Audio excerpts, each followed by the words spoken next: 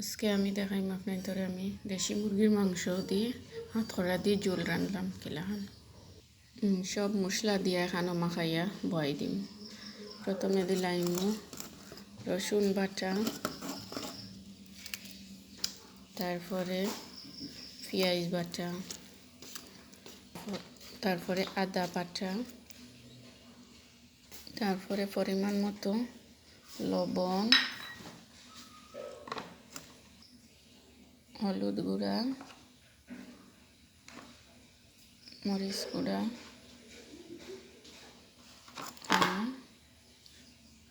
ধনিয়া গুঁড়া,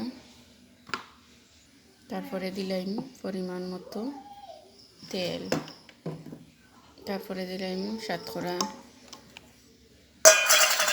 দিয়া ভালো করে মাখাইলাম। মাখাইয়া চুলার উপরে দিলাম।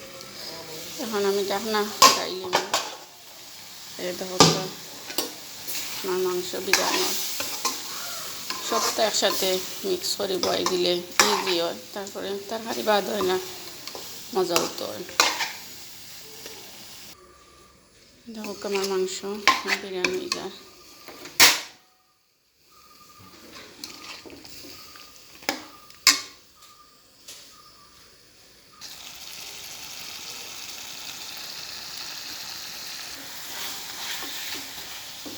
পালা করে মশলা বিরান করিয়া তারপরে এখন ঝোল দিলাম। আরেকটা হইল হাতকড়া, আমরা সিলেটি ভাষা হাতকড়া হয়, আপনাকে কিতা হয় জানি না। তারপরে একটা তরকারি দিলে খুব মজা হয়, গ্রান লাগে খাইতে। এখন ঝোল দিলাম গরম পানি, তারপরে নামাইবার সময় একটু জিরার গুঁড়া দিয়া নামাইলাম। দেখো এখন আমার তরকারি হয়ে গেছে, সামান্য জিরার গুঁড়া দিয়া এখন নামাইলাম।